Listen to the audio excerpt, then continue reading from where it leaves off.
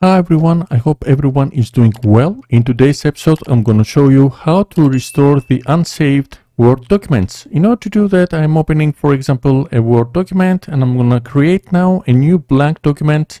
Let's create it. And here we're going to type it. For example, this is a test Word document. Okay.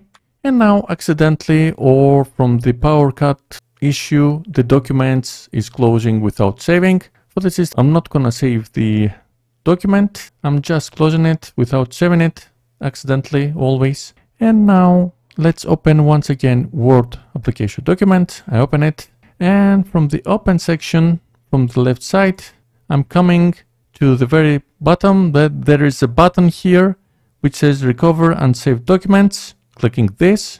And as you can see now that there is a document here that is not saved. This is our document that we are modified lastly. We're opening this, and now we just can view this file. We cannot modify it. As you can see, there is an notification. We have to save this document separately in order to modify that. We're saying saving as, coming to our desktop, and I'm going to save this now like this. And now we are able to modify this document as the way that we want. So this video was like this. I hope you like this video. If you like it, please give a big thumbs up. And if you're not subscribed to my channel, please subscribe in order to see more future content.